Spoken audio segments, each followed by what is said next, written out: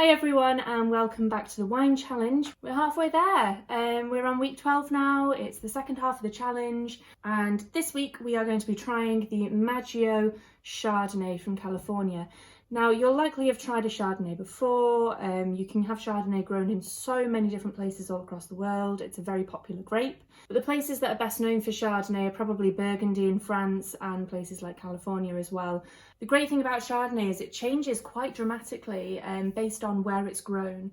So your Burgundy Chardonnays will be quite expressive. You might get a bit of minerality going through them, a little bit more citrus going on.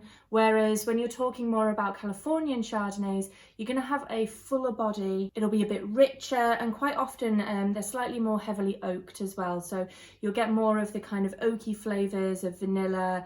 They'll undergo a particular fermentation process, which will also make it a bit more buttery, and the fruit profile that you'll get from it will be slightly more towards the tropical end of things. So that just goes to show you how things like climate, heat, soil, all the different elements which are used to grow wine can really affect the vines and the grape varieties, even if it's the same variety, just in a different place. So, as I have done with all of the whites so far, I have had this chilling. I had mine chilling overnight, so I've taken mine out a little bit earlier to allow it to warm up a little bit, because this will be maybe a little bit too cold. And with fuller bodied whites, you don't want to over chill them, you still want to be able to get all those flavours coming through. So this has been out for about 20 minutes now, and hopefully it will have raised just slightly in temperature. So, might as well get cracking with the tasting. So we'll follow our 5 S's, start by opening the bottle. So the first S is C. So I can see from this, it has a kind of medium golden yellow colour. It's not particularly dark, but it is definitely a little bit deeper in colour than, say, we've had with some of our other wines. So I'd maybe call it like a light gold, perhaps. And then we've got S number 2, so we've got sniff, so I'll give it a preliminary little smell. See, already I'm getting a slightly kind of tropical smell, so maybe more like peaches or pineapples.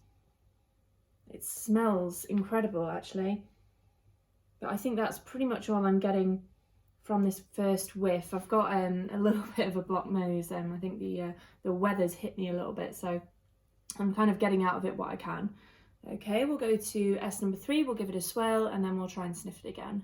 So we'll release all the aromas from the wine, really get that mixed up in the glass, and sniff again for S number 4. Yeah, to be honest, I'm still mainly just getting kind of tropical fruits coming through. I'm struggling to smell much else with my nose being what it is at the moment.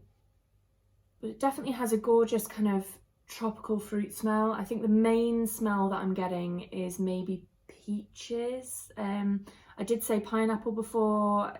Yeah, I can kind of feel pineapple, but yeah, definitely tropical, kind of juicier, riper fruits coming through on there. So on to our final S. S number 5 is sip. So cheers, everybody. Oh wow, that is really creamy, like buttery. It's very smooth. It's not high acidity. So basically the fermentation process that I touched on before is called malolactic fermentation.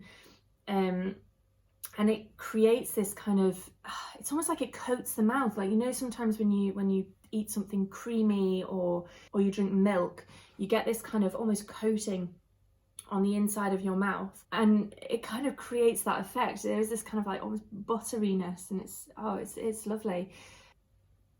It's not particularly acidic. I'm definitely still getting some tropical fruit flavours. To be honest, the predominant one for me is that kind of butteriness.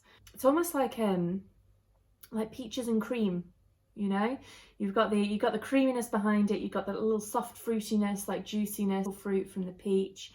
So you can kind of tell that it's oaked. Again, with oaking, you kind of get more like spicy flavours coming through.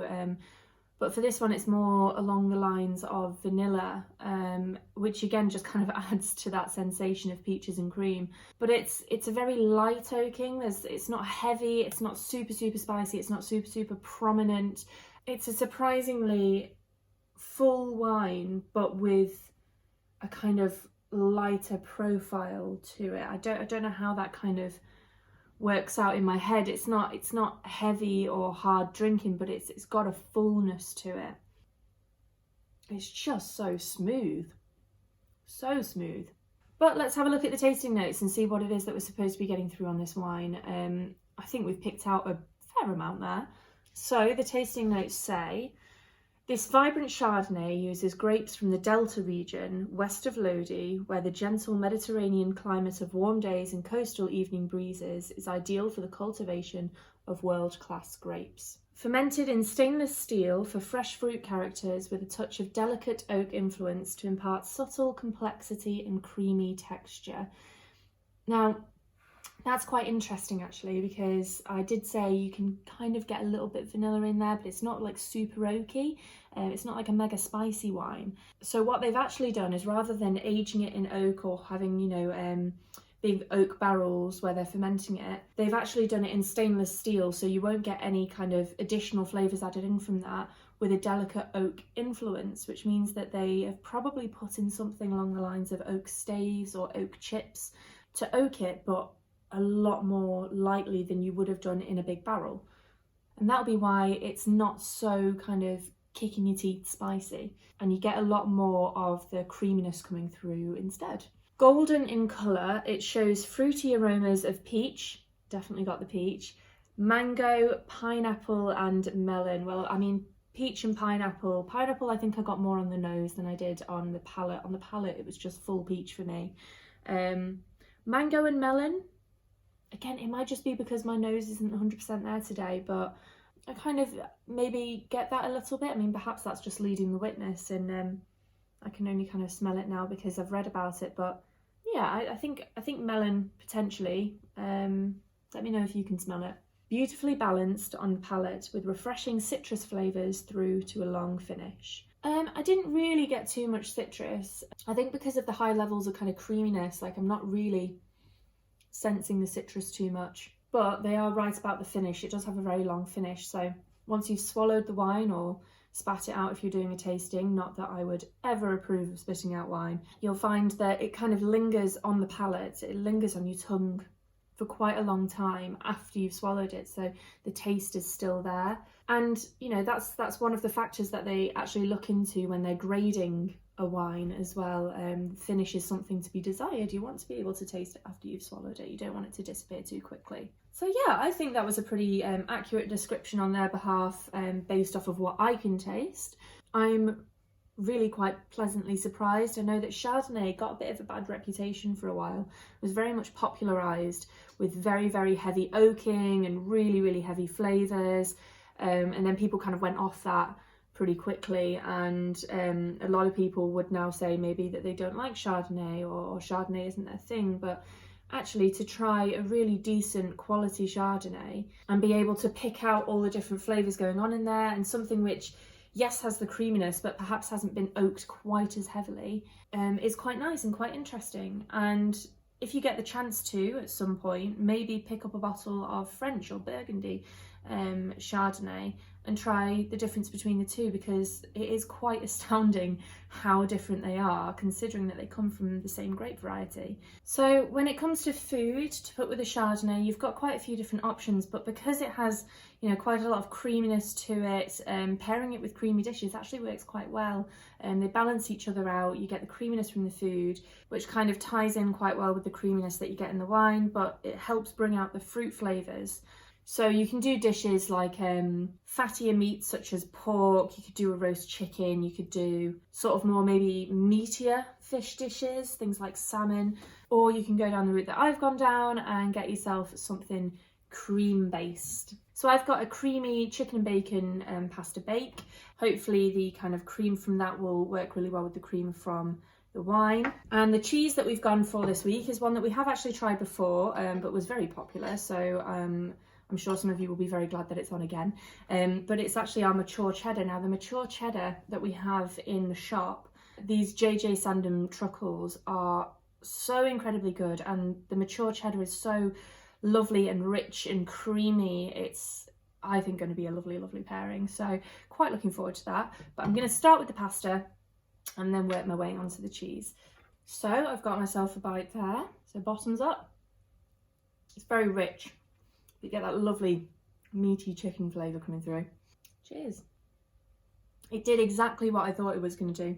Because there's so much kind of richness and creaminess coming from the pasta, it kind of almost cancels out some of the creaminess, not all of it, but some of the creaminess that you get in the wine. And it really pushes those fruit flavours and that very light kind of slightly spiced, delicate kind of oak to the foreground. So it's definitely stronger on the fruits.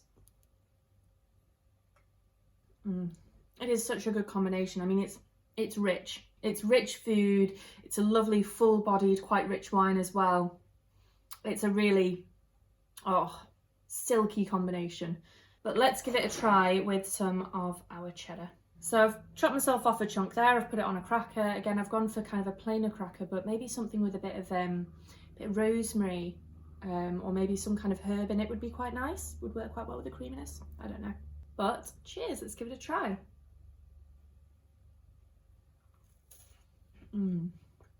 Now again, oh gosh, that's good.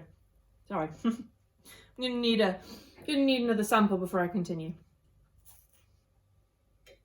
Now, it has the similar effect as the pasta does, with the creaminess kind of counterbalancing and helping push the creaminess within the wine back a little bit so you can get the fruit. But the addition that you get in the cheese as well is it has a higher salt content, and that saltiness, we've spoken about it before, but it does do a very similar effect where it causes that fruit flavour to push out even more. You'll probably find that any salty food will go really, really well with wine.